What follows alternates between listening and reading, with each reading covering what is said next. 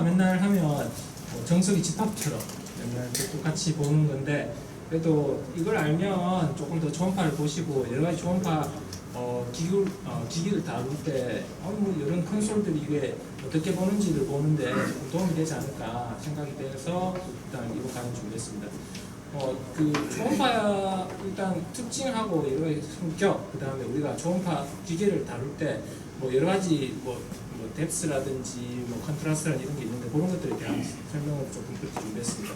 그다음에 뭐 초음파는 잘 아시다시피 역사부터 좀 보시면 뭐 뉴턴이 그 속도의 그 사운드의 스피드를 갖다가 뭐 분석을 했다. 뭐 340m/s라고 얘기해서 공기에서 하면 340m/s로 이렇게 가는데, 그래서 초음파라고 조금 알려진 거는 라조라니 뭐 스플란자니라는 이 이탈리아 물리학자가, 그러니까 박쥐가 음파를 내고 어두운데 부딪히지도 않고 이걸 해서 초음파하지 않겠나 그런 얘기를 했고, 그리고 뭐 심장 초음파에서는 조금 중요한 크리스티안 요한 도플러라고 해서 오스트리안 뭐 수학자의 물리학자인데 이 사람이 뭐 도플러 이펙트를 발견한 거, 그 다음에 뭐 초음파에서 우리가 프루브에서 조금 중요한 그 비주얼 일렉트리시티를 갖다가 발견한 그 폴 자크 큐리 형제들, 이게 큐리가 이 사람이 그 퀴리 부인 남편이고 그 사람이 이걸 발견했다고 하더라고요. 그 다음에 더글라스 휴리랑 그 다음에 존 와일드, 이 사람들이 초음파를 비주얼 일렉트릭 크리스탈로 처음에 지비스톤을 발견했다고 그 영상을 구현했다고 얘기를 하고, 그 뒤에 한 4년 뒤에 이제 심장 초음파로 그 헤르츠라 그 인계 아들러라고 해서 뭐 M모드를 이렇게 발견했다. 그래서 옛날 초음파는 이게 좀 무지막지하더라고요. 뭐 이런 걸로 해서 초음파를 처음에 하고, 그다음 물에 담가가지고 이렇게 해서 지비도 보고 이렇게 하고, 심장은 이 사람이 1954년도 M모드로, 이게 마이트랄 밸브 스테노시스, 지금도 뭐 똑같은 그림이죠. 그러니까 뭐 우리가 슬롭 자체가 이렇게 완만해, 보통은 이 애가 이렇게 뚝 떨어지는데 그냥 슬롭이 이렇게 완만해 있으면 스테노시스를 그때 M모드로 구현했다, 그 얘기를 하고 있습니다. 그래서 초음파는 잘 아시다시피 우리가 들을 수 있는 영역, 그러니까 보통 20에서 2만 헤르츠, 20kHz라고 얘기하는데 그 영역을 갖다가 오커스틱, 그러니까 들을 수 있는 거라고, 그 밑에는 인프라 사운드, 듣지 못하는. 근데 사실은 2만이 넘어가더라도 우리가 듣지는 못하죠, 기본적으로. 그래서 뭐 이걸 가청 주파수로, 가청 사운드라고 얘기하긴 하는데, 보통 우리가 그 초음파 그 심장 그 예를 들면 메디칼에서 사용하는 초음파들은 보통 2에서 5MHz 이상, 보통 뭐 리니어 프로브 같은 경우는 7MHz 이상 그렇게 쓰기도 하긴 합니다. 그리고 우리가 초음파는 사실은 초음파가 뭐냐 하면 초음파도 사운드다. 학교 다닐 때 저도 물리를 그렇게 잘하진 않았는데 그렇지만 들을 수는 없고, 그리고 물리적 현상은 우리가 소리하고 내는 거 똑같다. 그래서 초음파가 이게 움직여가면서 매질을 통해서 바이브레이션 하면서 이렇게 진동을 하면서 이렇게 하는데, 이게 압력을 전달하고 되어 있더라고요. 그러니까 결국에 에너지를 전달하게 되는데 매질을 통해서, 그러니까 공기라든지 이런 매질을 통해서 전달하는데 진공 상태에서는 전달이 안 된다. 같은 뭐 예를 들면 파장의 성질관이 빛 같은 경우에서는 뭐 진공에서도 갈 수 있는데 소리는 안 된다. 그래서 뭐 초음파를 보시면 바이브레이션하고, 그리고 우리가 이걸 지렁이처럼 표현하는데, 지렁이 몸을 수축했다가 늘렸다가 하듯이 뭐 투앤플로 이런 식으로 움직여가면서 이렇게 움직이고, 오커스틱 에너지를 갖다가, 그러니까 음향 에너지를 갖다가 이렇게 전달하는 그런 방식이라고 얘기하긴 합니다. 그리고 우리가 뭐 학교 다닐 때 맨날 배웠지만 이게 사인파처럼 뭐 그런 모양으로 이렇게 나타나는, 피리오딕한 이런 모양으로 나타나고, 반드시 매질 내에서 이렇게, 매질이라는 거는 사실은 우리가 메디칼에서 사용하는 울트라사운드 같은 경우에는 결국 신체 내겠죠. 나중에 항상 얘기가 나오는데 1540m/s라는 그런 가정을 통해서 항상 음파가 이렇게 움직인다, 그렇게 기억하시면 될 것 같습니다. 그리고 초음파를 하면 에너지를 전달하는 형태는 이게 프레셔더라고요. 그래서 나중에 보면 앰플리튜드, 뭐 앰플리케이션, 뭐 인텐시티 여러 가지 얘기가 나오는데, 결국에는 그 앰플리튜드, 프레셔를 갖다가 에너지를 정량화해서 나중에 뭐 계산하고 다 그런 게 나오더라고요. 그래서 그런 것들이 있으니까 좀 보시면 좋을 것 같고, 그리고 여기서 조금 중요한 컨셉은 우리가 파장하고 프리퀀시, 그러니까 파장 같은 경우에서는 사실은 한 사이클을 지나갈 때 거리가 되겠죠. 거리가 되는데 그게 1초에 몇 번 움직이느냐, 보통 1MHz 같은 경우에는 그 100만 번 이상 왔다 갔다 하는 게 되는 거죠. 그런 것들이 나중에, 사실 저도 이번에 초음파 보면서 느낀 게, 그러면 일단 우리가 초음파를 쏜다고 하면 보통 우리가 메가헤르츠만 정해주면 매질에서 1540m/s라는 인체에서 그런 매질의 속도는 항상 일정한 거고, 물론 공기라든지 우리가 초음파를 됐을 때 공기나 이런 것들이 뭐 방해한 것들이 있긴 있지만, 일단 1540m/s 가정을 하면 요게 나중에 공식이 나오는데, 람다 우리 속도 같은 경우에서는 파장 곱하기 프리퀀시, 그러니까 이 파장이라는 걸 시간으로 나눠버리면 시간의 역수가 파장이 되거든요. 그래서 그걸 갖다가 계산해주면 실제로 우리가 초음파를 쐈을 때 메가헤르츠만 정해주면 실제로 티슈의 조직은 1540m/s를 일정하기 때문에 나중에 계산이 나오는데, 파장 자체가 얼마나 작은 걸 볼 수 있느냐 결정하게 되는 겁니다. 그래서 그런 것들을 얘기를 하긴 하는데, 그래서 여기서 보면 항상 초음파 보실 때 프리퀀시만 얘기를 하는데, 여기 앰플리튜드도 이게 중요하긴 합니다. 나중에 보면 결국에서는 우리가 오늘 같은 경우에는 제가 2D 이미지, 그러니까 우리가 초음파를 봤을 때, 그러니까 밝고 하얗고 그렇게 나오는 신호만 그렇게 보면 그걸 결국 신호를 받아들이는 게 앰플리튜드인데, 저도 옛날에는 착각했을 때는 프리퀀시가 더 중요하다면 그렇지만 프리퀀시만 얘기하다 보니까 뭐 앰플리튜드는 무슨 얘기를 하는 거지, 그런 얘기를 하는데, 결국 신호를 받아들이는 거는 우리가 초음파를 쐈을 때 반사가 되고 프리퀀시는 변하지 않습니다. 예를 들면 움직이는 혈류라든지, 그러니까 RBC 같은 경우에서는 우리가 프리퀀시가 이렇게 왔다가 멀어지고 하면서 프리퀀시가 변화가 있는데, 실제로 고정된 장기 같은 경우는 프리퀀시는 똑같이 쏘고 이렇게 반사가 돼서 앰플리튜드를 받아서 우리가 영상을 획득하게 되는 거거든요. 그래서 그런 것들 조금 아시면 도움이 될 것 같습니다. 그래서 그럼 그래도 항상 얘기하는 게 프리퀀시입니다. 프리퀀시가 뭐냐? 사운드의 피치라고 얘기하는데, 뭐 이걸 이렇게 저는 뭐 악기를 안 불어서 잘 모르겠는데, 낮은 베이스 기타 둥둥둥둥 거리는 거랑 그다음에 하이피치 사이렌 같이 윙 하는 것처럼 하면, 이게 프리퀀시가 높으면 하이피치 사이렌을 그렇게 얘기를 하는 것 같더라고요. 그래서 초음파에서 보통 쓰는 게 보통 1MHz 이상인데, 이건 뭐 낮은 프리퀀시로 얘기를 하긴 하는데, 뭐 사실 우리가 복부에서 많이 쓰는 게 보통 3에서 5 정도라고 얘기하긴 하더라고요. 심장에서 쓰는 건 2에서 5 정도, 그리고 리니어 프루브, 브레스트라든지 카로티드 보는 게 보통 7MHz 이상, 그런 것들을 얘기하긴 합니다. 그리고 프리퀀시가 중요한 게, 항상 얘기하는 게, 나중에 우리가 영상을 획득했을 때 레졸루션하고 관련이 있다고 합니다. 그래서 이게 앰플리튜드, 프리퀀시 자꾸 헷갈리는 말이 있긴 있는데, 나중에 한번 들어보시면 대충 이런 개념이구나 그렇게 보시면 될 것 같습니다. 그래서 고정되어 있다면 그렇고, 움직이지 않는 장기 같은 경우에서 볼 때는 프리퀀시는 변하지 않는다. 근데 프리퀀시가 변할 때는 RBC 같은 거. 그래서 도플러 이펙트로 나중에 속도를 측정하고 그렇게 하는데, 우리가 고형 장기를 볼 때는 보통 그런 얘기를 하진 않습니다. 그리고 프리퀀시가 또 언제 나오냐니까 하모니 이미지 할 때. 그래서 하모니 이미지 하면 우리가 그냥 막연하게 초음파 했을 때 잘 안 보이면 하모니 이미지를 켜면 된다. 조금 더 자세하게 얘기하면, 보통 우리가 예를 들면 2MHz로 초음파 빔을 쐈을 때, 그러면 실제로 돌아오는 자체가 2.5로 돌아오게 2MHz 같이 돌아오는데, 그걸 갖다가 그러니까 크게 하모니 했다는 게 조화롭게 그걸 갖다가 한 4MHz로 더블링 해가지고 크게 보이는 걸 갖다가 그걸 하모니 이미지라고 얘기하긴 하더라고요. 그리고 우리가 조금 나중에 뒤에서 얘기하는데, 게인이라고 하는 것은 아까 뭐라고 했듯이 초음파에서 앰플리튜드, 이게 프레셔와 관련된 에너지거든요. 그걸 갖다 증폭시키는 거고, 실제로 하모니 이미지는 프리퀀시를 올리는 거다. 보통 그렇게만 생각하시면 될 것 같습니다. 그래서 프리퀀시를 올리면 아까 제가 말씀드렸다시피 파장 자체가 짧아지고, 그러면 작은 것들을 구별할 수 있는 거에 좋아지면 결국에는 우리가 해상력이, 레졸루션이 좋아지는 그런 효과를 가지고 있습니다. 그래서 여기서 보시면 이게 람다 곱하기 C는 F, 이게 뭐냐니까, 아까 초음파를 쐈을 때 각각의 파장이 일단은 우리가 쏘는 거는 프리퀀시는 정해져 있다 생각하시면 돼요. 보통 2에서 3MHz고, 그리고 티슈에서 속도는 C가 컨스턴스 속도라고 보시면 되는데, 여기에 1540m/s 똑같거든요. 그래서 예를 들면 1540m/s를 갖다가 우리가 킬로 단위로 나눠서 1.54를 갖다가 5MHz로 나누면 파장이 0.038, 이게 무슨 의미냐니까 0.38보다 크면 우리가 초음파로 이게 DDX 할 수 있다, 그런 효과를 보시면 됩니다. 그리고 데시벨이라는 얘기가 자꾸 나오는데, 사운드에서 이게 에너지를 보는 건 데시벨입니다. 그게 뭐냐니까, 아까 초음파에서 보셨을 때 X축이 아니고 Y축에서 앰플리튜드가 이렇게 왔다 갔다 하는데, 그걸 갖다가 로그 스케일로 해서 실제로 앰플리튜드의 제곱을 하면 그게 인텐시티라고 하더라고요.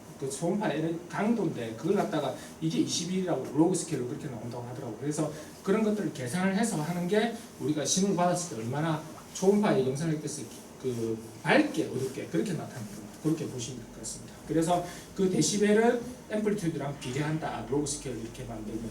그리고 초음파에서 보면 저도 초음파 보면 그냥 영상 획득된다 그게 아니고 초음파를 쓰고 나서는 무조건 반사가 돼야 그 우리가 영상 획득하게 됩니다. 무한대로 예를 들면 물만 있으면 끝까지 내려가서 다 사라져 버리겠죠. 근데 예를 들면 다른 밀도가 다른 물질이 있으면 그거에 의해서 반사가 돼서 그걸 갖다가 그 오커스틱 임피던스 그러니까 음향 저항이라고 얘기를 하긴 하는데 이게 결정되는 게 티슈의 그 밀도라든지 그다음에 티슈를 지나가는 속도. 일단 속도 자체는 그 중요한 거 아니고 보통 내 속도는 크게 변화가 없다 생각하니까 티슈에 그러니까 밀도가 중요합니다. 예를 들면 뭐 뼈라든지 예를 들면 뼈 같은 경우에는 딱딱하죠. 그러면 그게 밀도가 높으니까 그런 것들은 반사가 더 많이 되는 거고 그런 것들을 얘기를 하는 겁니다.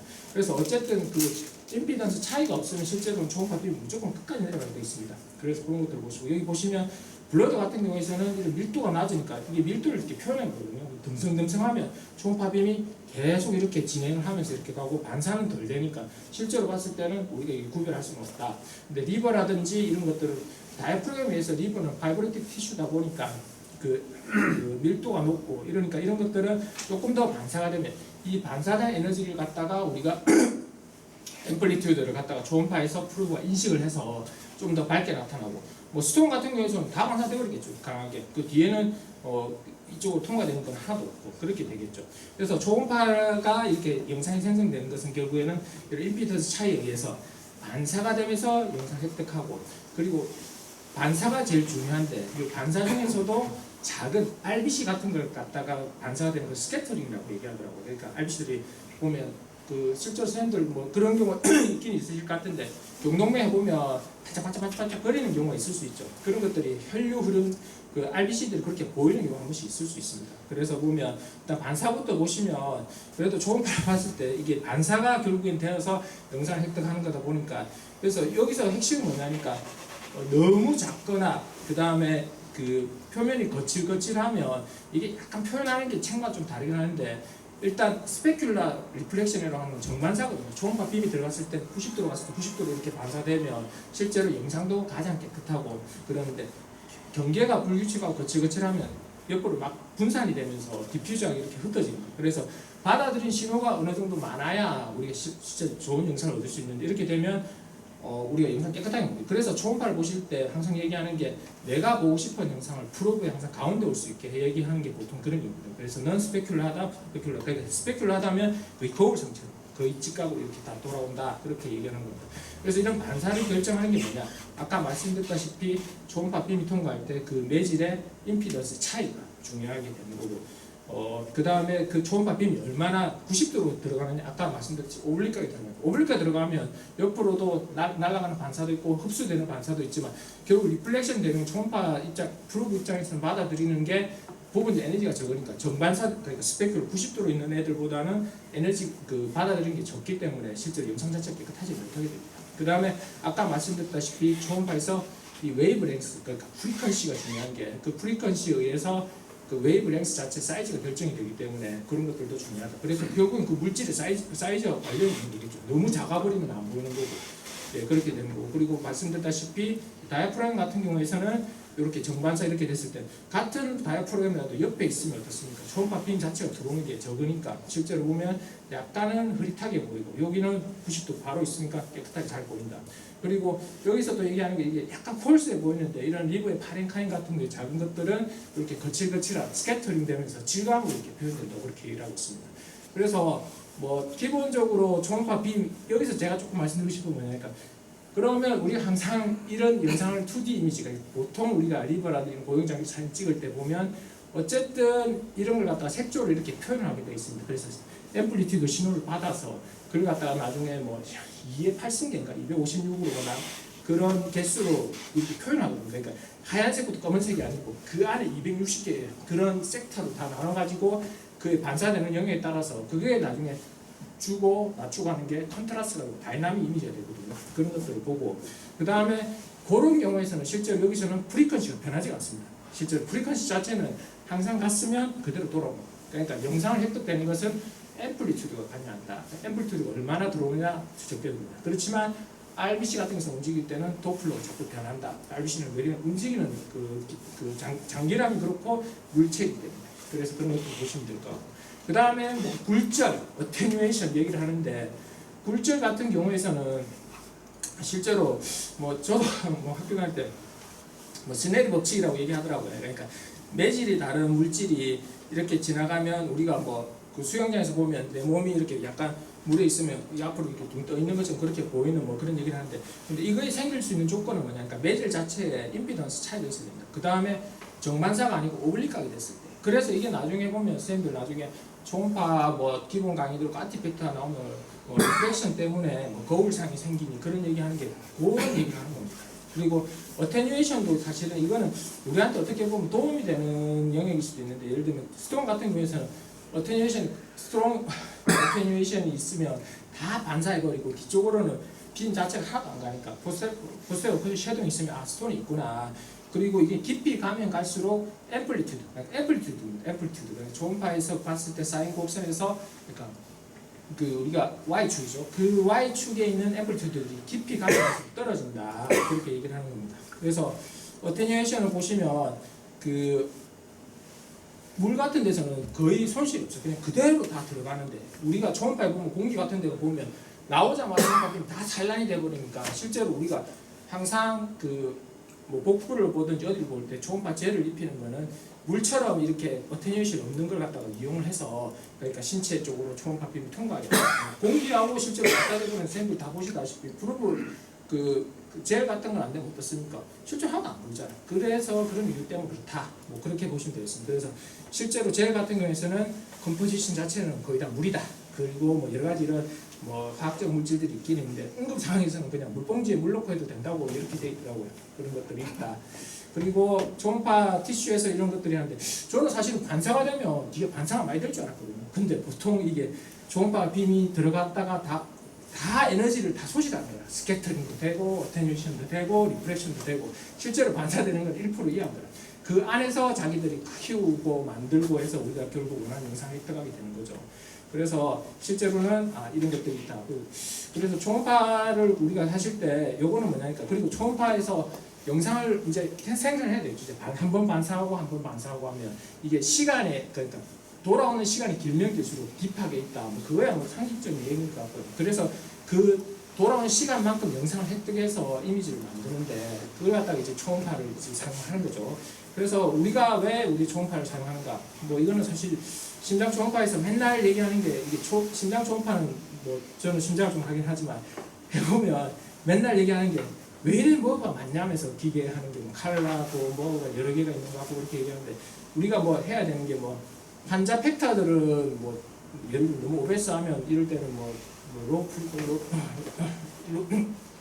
프리퀀시 그룹을 이용한다 뭐 그런 걸 하는데, 실제 요새는 뭐 저는 그렇게까지는 하지 않는 거죠. 뭐 환자 상황이 어떤 상황을 보고, 결국에는 우리가 이 자리에 모인 거는 그래도 우리가 오퍼레이터 입장에서 조금 더 잘 이런 컨솔들을 잘 이용하기 위해서 그런 거 아니겠습니까? 그리고 물론 기구도 좀 잘 다용해야 될 거고. 그래서 이거는 뭐 보통 이 심장 초음파 그룹을 얘기하는 건데, 사실 뭐 여기서 보면 이게 아마 필립스 것 같은데 좀 심플하게 이렇게 돼 있는데, 근데 막상 써보면 여러 가지 좀 손이 갈 때가 많다.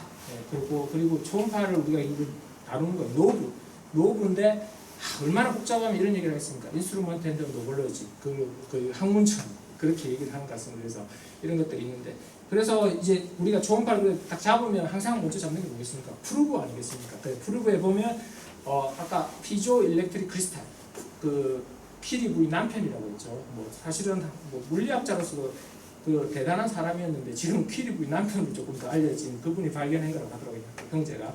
그래서 이게 압전 효과가 뭐냐니까, 이분이 키리분이고 이 피에르 키리랍니다. 그 형제가 발견했답니다. 그래서 쉽게 얘기하면 석영이라든지 이런 뭐 여러 가지 크리스탈이라고 해야 되나, 그런 것들에 실제 전기적 전압이나 이런 걸 보내면 걔들이 팽창과 수축을 한답니다. 그러면 파동이 생길 거야. 그러면 그걸 갖다가 빔으로 쏘는 게 우리가 소위 말하는 뭐 울트라 사운드 되는 거고, 반대도 성립한답니다. 그게 들어와서 그게 압축과 팽창이 되면 전기적 신호로 전환되면 우리는 그걸 전기적 신호로 받아들여서 이게 크고 작고 앰플리튜드가 높고 그 다음에 영상이 어떻게 그렇게 획득이 되는 거죠. 그래서 뭐 지금은 수정, 예전에는 수정을 많이 썼다고 하는데 지금은 이게 뭐냐 PZT 해가지고 납, 티타늄, 지르코늄 요걸로 된 걸로 크리스탈을 많이 쓴다고 얘기를 합니다. 그래서 쉽게 얘기하면 물리적 에너지를 정지적 에너지, 정지적 에너지를 물리적 에너지로 바꾸는 것도 효과다. 그래서 초음파 우리가 보통 뭐 여러 내과 선생님이시니까 뭐 가장 많이 하는 게 복부일 거고 그 다음에 리니어도 할 거고 뭐 심장하면 이렇게 하는데 조금 특성은 다 있습니다. 그 뭐 사실은 초음파를 일단 크게 보셨을 때는 뭐 시퀀셜 하냐 페이지 얼레이 하냐 이게 무슨 얘기냐니까 시퀀셜 하다는 건 무슨 얘기니까 복부라든지 리니어 프로브 같은 경우는 신호가 동시에 나옵니다. 동시에 쭉 그냥 그 같은 크리스탈 뭐 200 몇 개면 200 몇 개에서 동시에 이렇게 신호서는데 심장은 좀 특이한 게 뭐 이거는 심장을 보기 위해서 그렇게 한 것 같은데 보시면 얘들은 어떠냐니까 초음파 빔에서 그 초음파 프로브에서 각자 이렇게 생긴 프로브에서 크리스탈이 딱 박혀 있는데 거기서 빔이 동시에 다 나온다고 생각하시면 되는데 심장은 어떠냐니까 얘에서 다 나오는 게 아니고 끄트머리 하나를 부채꼴을 만든 거예요. 왜 그렇게 만드냐니까 심장이라는 게 보시면 늑골 하에서 그렇게 어프로치 해야 되기 때문에 그 좁은 공간에서 신호를 쏴서 심장을 파야 되고 이렇게 들어가면서 이렇게 넓어야 됩니다. 그래서 어떻게 신호를 보내냐니까 각각 페이지에 따라서 신호를 타임 딜레이를 줘가지고 이렇게 보내면 이렇게 부채꼴처럼 되거든요. 그런 식으로 영상을 획득을 한다. 그래서 이게 심장 초음파가 조금 그래도 다른 거하고 다른 게 이런 식으로 만들어서 똑같이 받는 거라. 이렇게 신호를 보내서 이렇게 보내고 이렇게 보내면 된다. 그래서 같은 리본데도 찍으면 조금은 뭐 다 느낌이 좀 다른 것 같긴 하긴 합니다. 예를 들면 이거는 리니어 프로브로 리본을 본 거고, 요거는 우리가 소위 말하는 복부 초음파로 본 거고, 요 심장 프로브로 본 건데, 저는 예전에 좀 무시했을 때는 심장 초음파가 프로브가 비싸고 브리퀀시가 높으니까 다 영상이 좋을 거야. 안 그렇습니다. 그냥 상황에 맞게 보는 겁니다. 그렇게 보시면 될 것 같아요. 그래서 이런 것들을 보고, 그래서 우리가 초음파를 획득했을 때 예전에는 A 모드를 해가지고 뭐냐니까 A형 쉽게 얘기하면 아까 앰플리튜드라고 얘기를 자꾸 하는데 초음파를 영상 획득하는 건 뭐냐니까 앰플리튜드 그러니까 프리퀀시 이런 거 상관없이 돌아올 때 신호가 앰플리튜드 얼마나 데시벨 그게 크냐에 따라서 신호를 결정하고 A형은 지금은 거의 안 씁니다. 안과에서 한 번씩 쓴다고 하더라고요. 깊이가 나오고, 그러니까 예를 들면 각막에 깊이가 있고 그 안에서 신호가 어떻게 있느냐에 따라서 앰플리튜드를 표현하고, 근데 뭐 내과나 우리가 초음파에서 그렇게 쓰진 않고, B 모드는 뭐냐, 그 앰플리튜드를 신호를 받은 거, 신호를 갖다가 한 2의 8승계, 256 그레이로 이렇게 나눠서 그 안에서 얼마나 세냐에 따라서 하얗고 빨고, 예를 들면 RBC나 이런 것들은 까맣게 나올 거고, 예를 들면 강한 반사체면 256 제일 밝게 나오고 그런 식으로 나올 겁니다. 그 다음에 M 모드는 뭐냐니까 보통 우리 영상 획득할 때 예를 들면 250 라인 한번 쑥 수입해서 다 영상을 하나씩 획득을 다 하거든요. M 모드는 뭐냐니까 그 260분의 한 개를 갖다가 시간의 흐름에 따라서 그러는 거예요. 그래서 M 모드 얘기를 하면 항상 무슨 얘기니까 템포럴 레주션이 좋다. 그러니까 시간이 움직이면서 시간대 그 모션 자체가 한 스캔 라인에서 움직이는 것만 보는 거니까 그래서 동시간대에 움직임을 보는 게 제일 좋다 그렇게 얘기를 하긴 합니다. 여기 보시면 M 모드는 뭐냐니까 이게 지금 어디 부위를 지금 한 부분에 신호를 끄는 겁니다. 그래서 시간축에 따라서 쭉 심장의 움직임을 보는 거라. 그걸 갖다 일단 M 모드로 얘기하는 거고, 반대로 그 한 부위에서 이제 옆으로 다 스캔을 따로따로 다 하면 이게 B 모드가 되는 거죠. 우리 소위 말하는 B 모드에서 요새는 뭐 동영상을 많이 보기 때문에 이런 것들을 보게 되는 거고, 그래서 그걸 갖다가 밝게 아까 제가 말씀드렸다시피 앰플리튜드를 2의 8승계 256개를 이렇게 나누면 여러 가지 다양하게 반사가 되면서 밝고 어둡고 이런 식으로 이렇게 나타나게 되거든요. 그런 식으로 얘기를 한다. 그래서 이런 식으로 아까 말씀드린 여기 한쪽에 찍어서 이거 시간 순으로 보내보는 M 모드고 이걸 갖다 동시에 다 싸서 영상 획득하면 B 모드가 되는 거죠. 그게 한 프레임이 되는 겁니다. 그래서 뭐 하나하나 초음파를 좀 보시면 초음파 보셨을 때 뭐 옆에 사실 관심은 없죠. 저도 뭐 이번에 준비하면서 조금 정리를 해보니까 뭐 여러 가지 얘기가 좀 적혀 있습니다. 여기 보시면 뭐 일단 이건 초음파고요. 그러니까 초음파 프로브에 자기들 회사의 고유 네임 같더라고요. CA, 업도민 뭐 어쩌고 11 같은 경우에는 보통 뎁스를 얘기하는 것 같고요. 11cm를 얘기하는 거고 43은 뭐냐? 헤르츠면 우리가 초음파 프로브를 얘기하는 거냐? 그건 아니고 이거는 뭐냐니까 한 프레임에서 우리가 한 프레임이라고 얘기하면 보통 뭐 여러 가지 프레임이 있을 수 있으니까 섹트를 크게 하고 작게 하고 따라서 이게 화면에 얼마나 들어오는지를 보는데 그 자체를 갖다가 얼마나 그 느렸냐. 그러니까 모니터 선생님들, 저는 컴퓨터를 조금 좋아해서 모니터 보시면 60Hz, 그러니까 게임용 전문 모니터 300Hz 얘기하는 게 뭐냐면 이게 프레임 레이트거든요. 그러니까 여기서 얘기하는 게 이건 초당 지금 43번 왔다 갔다 해서 움직임 자체를 이렇게 보는 거라고 보시면 됩니다. 그리고 뭐 회사마다 좀 다르긴 한데 저는 삼성 건데 이게 저도 이게 세팅은 손은 잘 안 되는데 이게 제너럴이고, 그러니까 프리퀀시가 여기서 조금 더 높게 하려면 페넌트레이션, 그러니까 이게 딥하게 더 들어가는 뭐 그런 딥하게 아니고 위에 슈퍼피셜한 걸 더 잘 보는. 그 다음에 로우 하면 뭐 좀 그런 식으로 하모닉은 켰다 안 켰다 그거는 디폴트고. 개인 같은 경우에서는 뭐 이거는 이게 단위가 데시벨이더라고. 뭐 아까 제가 얘기했듯이 이게 앰플리튜드 신호를 얼마나 받느냐에 따라서 그렇고, 다이나믹 렌즈는 아까 제가 얘기했다시피 이걸 얼마나 길게 하는 거야. 이걸 작게 하면 예를 들면 2의 1승으로 해보면 어떻게 되냐니까 0, 1밖에 없어요. 그러면 까맣고 하얗고밖에 없어요. 그러니까 반사되는 놈, 반사 안 되는 놈. 근데 256이면 어떠냐니까 다양한 사이즈로 영상을 획득할 수 있게 될 수 있고, 그다음 맵이라든지 이런 것들은 조금 얘기가 좀 다르긴 한데 뭐 사실은 이건 뭐 별 중요한 건 아닌 것 같더라고요. 그리고 리니어 프로브 같은 경우에서도 마찬가지인데 사실은 이게 프리퀀시가 높고 하니까 이게 보통 프레임 레이트 높긴 하더라고요. 근데 이게 사실은 앞에가 조금 다른 게 뭐 이게 모델이 조금 더 나은 모델이어서 그게 맞다 얘기하기 좀 그렇고, 그래서 그런 것도 있고, 심장 같은 경우에서도 심장은 사실은 보면 어쨌든 프레임 레이트이 좀 좋아야 실제로 우리가 눈으로 봤을 때 이게 무슨 얘기냐니까 프레임 레이트이 떨어지면 우리 눈에서는 보통 24프레임 이상은 돼야 예를 들어 한 번 왔다 갔다 하면 이거는 더 끊기는 거예요. 그런데 그게 원만하게 움직여서 24%, 그러니까 1초에 24프레임이 지나가야 실제로 영상 자체가 내한테 눈으로 봤을 때 자연스러운 모양이 나타난다, 그렇게 보시면 되겠습니다. 그래서 초음파 하셨을 때 요새는 이걸 뭐 저도 뭐 잘 쓰진 않는데 뭐 이건 좀 표가 나는 것 같긴 해요. 그러니까 포커스라고 해서 초음파 빔이 선생님들 생각하셨을 때는 무조건 직진한다고 생각하셨는데 그렇지 않습니다. 컨버지하고 다이버지를 합니다. 그래서 우리가 항상 내가 원하는 위치에 있을 때 포커스를 잘 맞춰라.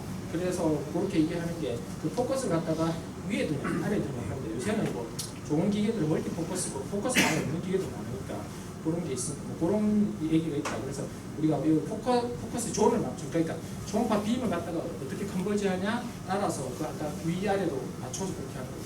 이렇게 보시면 되고, 섹터 사이즈나 이런 것들은 뭐냐니까 실제로 이 한 프레임을 일단은 획득하기 위해서는 선생님들 뭐 저도 예전에는 뭐 초음파 배울 때 뭐 심장 같은 경우는 처음에 너무 당황스러우니까 뭐 할 것도 많고, 그래서 칼라 박스를 갖다 전체 화면 다 띄우시는 선생님들이 있어요.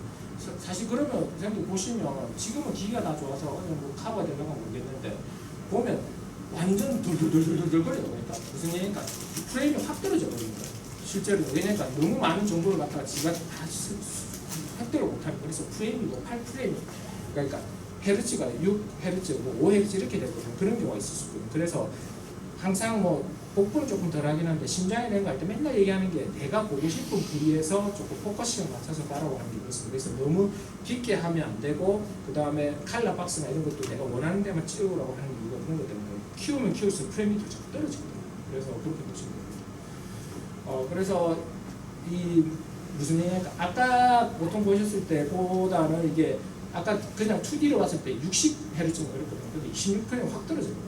그래도 26이라고 하더라도 우리 눈에서는 봤을 때는 그게 무리는 없다. 옛날에는 사실 이런 것들도 조금 프레임 레이트가 떨어져서 조금 어색하고 그렇긴 했는데 뭐 사실은 뭐 정동맥은 그렇게까지 차이가 없는 것 같습니다. 그래서 뎁스나 이런 것들을 잘 맞춰라. 내가 보고 싶은 것만 봐야지 이 뒤쪽에 너무 키워서 이런 걸 보지 마라. 그렇게 얘기를 하는 겁니다. 그래서 이 뎁스를 점점 이렇게 내리면 내릴수록 올리면 올릴수록 프레임 레이트가 떨어지는데 사실 80이랑 60이랑 우리 눈으로는 차이는 없기 때문에, 근데 예전에 초음파 기계라든지 이런 것들은 좀 차이가 있을 수 있겠다, 그렇게 보시면 될 것 같습니다. 다이나믹 렌즈는 아까 제가 말씀드렸다시피 이 색조거든요. 이 색조를 갖다가 얼마나 스케일을 넓게 하느냐 좁게 하느냐인데 뭐 사실은 그냥 디폴트로 그냥 쓰시면 크게 문제는 없지 싶습니다. 그래서 그런 것들 보시고, 그래서 이건 뭐냐니까 사람 눈으로 봤을 때 이런 많은 도트들이 있는데 그걸 갖다가 얼마나 잘 구별할 수 있느냐. 보통 이게 2의 8승이 256이 색조로 이렇게 나옵니다. 그래서 이 비트면 그러니까 까맣고 하고밖에 없습니다. 그거는 사실 선생님들 개인이 확 낮춰버리면 그렇게 나올 수 있겠죠. 그래서 예를 들면 그런 특이한 경우도 있을 수 있습니다. 예를 들면 내가 심장 판방을 보는데 이게 가시페이션 있는지 없는지 모르면 개인을 확 낮춰버리면 그런 식으로 나타날 수 있기 때문에. 그래서 다이나믹 렌즈를 하면 예를 들면 35면 색조가 그 하얗고 아마 회색 그레이 존이 이렇게 좁고 60이면 넓어지니까 조금 더 다양한 질감을 표현할 수 있다. 그래서 회사마다 다르고 조금 달라서 항상 기계가 바뀌면 질감이 다르다는 느낌을 받았던 것 같습니다. 하모니 이미지는 사실 이거 뭐 켜니까 조금 더 깨끗하게 잘 보이는 것 같다, 뭐 그런 의미인데, 그래도 조금 그래도 학문적으로 본다고 하면 초음파 빔이 예를 들면 그 프리퀀시를 제로, 예를 들면 1MHz로 보냈는데 받아들일 때도 1이지만 그걸 갖다가 확장시켜서 2MHz로 받으면 영상 조금 아까 얘기했죠. 프리퀀시가 높으면 레졸루션 올라오니까 영상이 좀 더 깨끗하게 나온다. 그런데 그러면 처음부터 1을 보내지. 뭐 항상 말씀드렸다시피 그 초음파 빔 자체에서 프리퀀시가 높으면 높을수록 페네트레이션이 떨어지는 트레이드오프 현상이거든요. 그러니까 그만큼 높게 하면 실제로 영상 그 페네트레이션 자체가 떨어지기 때문에 좋은 영상 획득할 수가 없다, 그렇게 보시면 됩니다. 그래서 뭐 하모니 이미지 다 요새는 디폴트 세팅으로 되어 있기 때문에 고민하지는 않는데, 뭐 이렇게 하면 뭐 장점만 이렇게 많이 얘기하긴 하더라고요. 아티팩트도 좋고 레졸루션도 올라가고 그렇게 얘기를 합니다. 개인은 말씀드렸다시피 아까 앰플리튜드 자체를 확 올려버리면 그렇게 나타난다, 그렇게 얘기를 하는 거고, 사실은 뭐 초음파 옆에 스케일 보시면 하얗고 까맣고, 이또 결국에는 어쨌든 우리 앰플리튜드 받아들였을 때 어떻게 받아들이냐, 그 차이가 되는 거고, 타임 게인 컴펜세이션은 사실은 뭐 이거는 뭐냐니까 멀면 멀수록, 그러니까 신호가 어테인션이 많이 되니까 그 돌아오는 게 먼 애들 갖다 신호를 조금 더 이렇게 밑에 쪽으로 조금 더 컴펜세이션, 앰플리튜드 개인은 전체적으로 오버롤하게 올리는 거고, TGC 같은 경우는 내가 원하는 부위만 좀 선택해서 올린다, 그렇게 보시면 될 것 같습니다. 그리고 줌 같은 경우에서는 실제로 뭐 저도 줌은 제가 그때 예전에 듣기로는 이게 줌을 하면 그 화면 자체만 딱 그 줌을 하는 거라서 프레임 레이스 변화가 없다고 얘기를 그렇게 배웠거든요. 근데 요새는 새로운 줌이 나와서 그런 건지, 뭐 예전에 우리가 보던 리드 줌이라 가지고 그냥 그 부위만 확대해서 하는 건데, 지금 라이트 줌이라 가지고 디지털 신호로 그걸 갖다가 조금 더 라인 덴스티를 확 올리면서 좀 더 깨끗하게 보이는 뭐 그런 기술도 있다고 얘기를 하려고 합니다.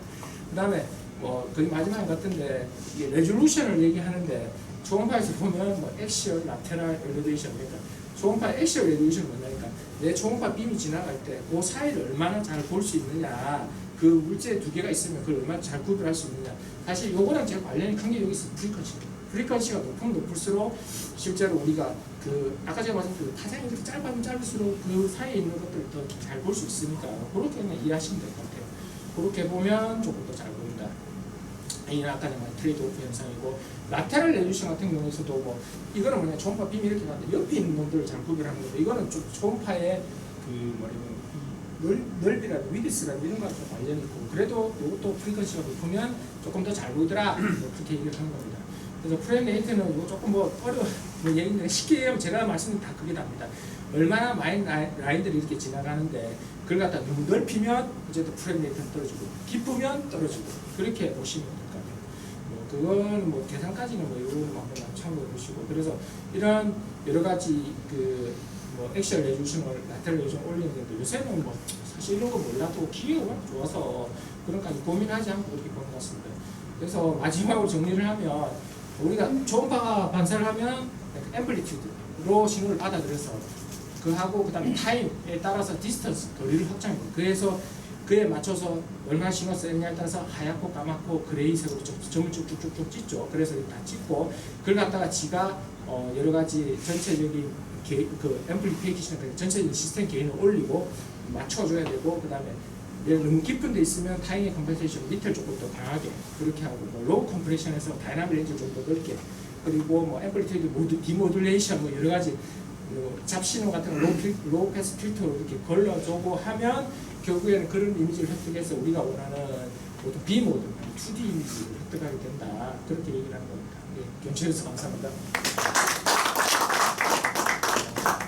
질문은 있으십니까? 한번 정리하면서 한번 봤습니다. 뭐 맨날 이거 하면 뭐 기본적인 걸 맨날 얘기를 하는데, 이걸 몰라도 초음파하는 데는 지장이 없고, 알면 그래도 좀 여러 가지 컨셉을 다룰 때 조금 이런 의미구나, 그렇게 받아들이시면 좋지 않겠나 생각이 듭니다. 코멘트 하나 할까요? 네. 처음 오시는 분도 있기 때문에 초음파 원리라고 제가 늘 강의할 때마다 합니다. 초음파는 원리가 있습니다. 그 판독의 원리죠. 첫째는 초음파의 에코의 그는 반사에 비례하죠. 그렇죠. 반사도 직접 반사도 있고 초음파 빔이 부딪혀 가지고 산란해가 여기 합쳐져가 돌아오는 것도 있죠. 첫째 초음파의 원리는 초음파의 에코는 반사에 비례한다. 두 번째 원리는 이 반사는 그 물질이 강한 반사체이거나 또는 그 물질이 섞여 있을 때 그 반사체와 물질과 물질 사이에 임피던스의 차이가 클 때 거기 어코스틱 인터페이스거든요. 그 음향 계면에서 많이 반사한다. 네, 두 번째 원리죠. 그렇죠. 세 번째는 초음파의 에코는 상대적으로 표현된다. 그 어떤 물질이 강한 고에코라도 주위가 엄청 고에코이면 저에코로 나타나는 거죠. 상대평가입니다. 그래서 그 세 가지 다시 정리하면 초음파의 에코의 강하고 약한 것은 초음파 에코는 반사에 의해서 나타난다. 반사는 강한 반사체이거나 물질이 코스틱 인터페이스가 강할 때는 반사를 많이 한다. 셋째는 초음파의 에코는 상대적으로 표현된다. 이렇게 꼭 해놓으면 판독에 도움이 됩니다. 이재용 원장님 어떠세요? 상국부부터 한번 가보죠. 예, 상공부터